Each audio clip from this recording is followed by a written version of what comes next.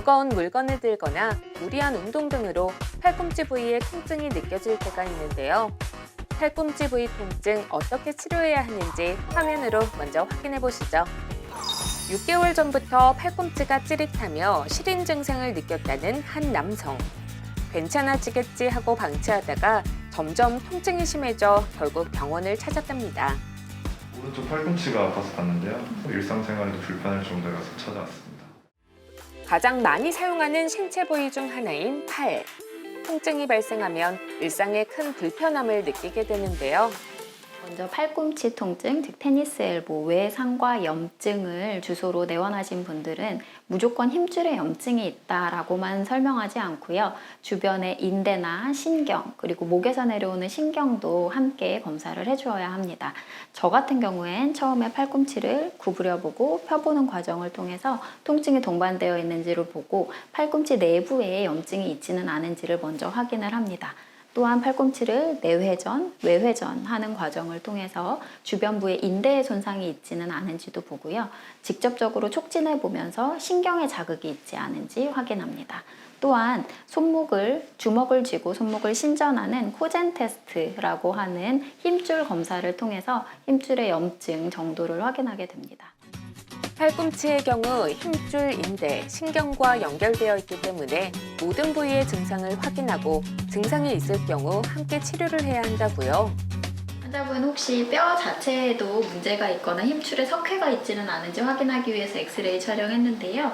엑스레이 자체에서는 보시듯이 뼈나 주변부의 힘줄의 석회에는 큰 문제는 있지 않으시고요. 제가 표시하는 이 부분에 힘줄이 붙게 되는데 힘줄 부분들에 문제가 있게 되는지는 초음파로 검사해서 확인해 드리도록 하겠습니다. 초음파를 통해 근골격계 통증의 원인에 대해 정확히 진단한 후 치료 방법을 찾게 되는데요. 다행히 힘줄에 완전 파열이 있거나 하지는 않으신데 부분적으로 좀 파열이 있으시고 힘줄이 많이 부어 있으세요. 그래서 힘줄 염증과 부분 파열이 있으시고요. 다행히 인대에는 큰 손상은 없으셔서 힘줄 부분 치료해드리면 많은 효과 보실 것 같습니다. 팔꿈치 통증의 경우 치료 시기를 놓치면 치료 기간도 오래 걸리고 과정 역시 복잡해질 수 있어 증상이 생기면 바로 병원을 방문하는 것이 좋겠죠. 팔꿈치 질환은 굉장히 만성화되는 경향이 많고 또 재발을 잘하게 됩니다. 한번 아프신 분들이 오랫동안 낫지 않아서 고생을 하게 되시는데요. 초기부터, 즉 염증이 너무 심해지기 전에 충격파나 주사치료 등으로 초기에 대응을 하시는 편이 만성화되고 재발되지 않는 팔꿈치 관리를 하는 것에 도움이 되겠습니다. 인대, 신경 등 복합적인 치료가 필요한 팔꿈치 통증. 조금 더 자세한 이야기 스튜디오에서 나눠보겠습니다.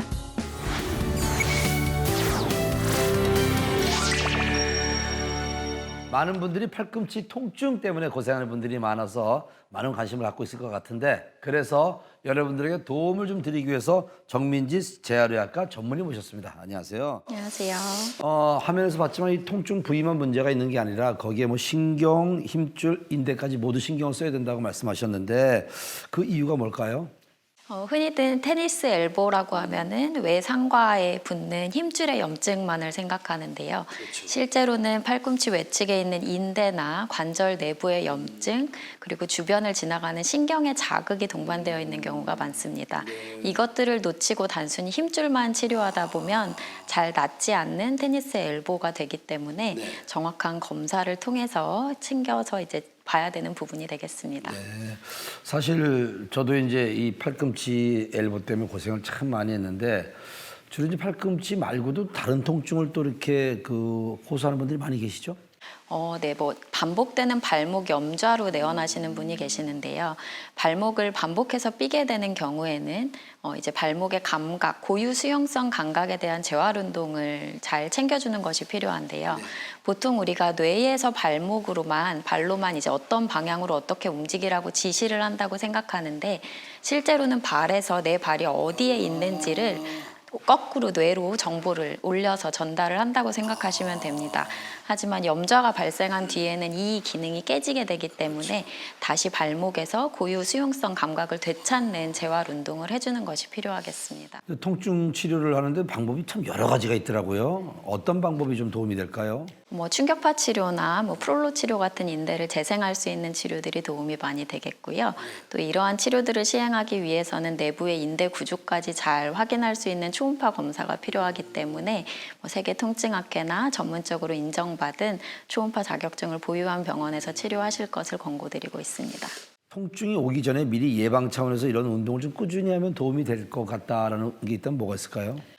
예를 들어서 팔꿈치 같은 경우에는 손목을 주먹 쥐고 위로 신전해주는 동작들을 많이 해줄 것을 권고드리고요.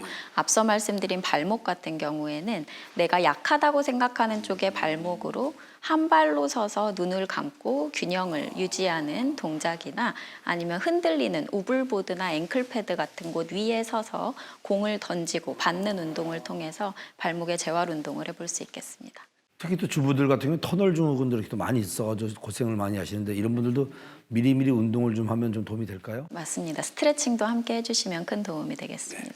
네, 통증으로 고생하는 분들에게 좀 도움이 되셨을 것 같습니다. 오늘 정민지 재활의학과 전문의께서 함께 하셨습니다. 감사합니다. 감사합니다.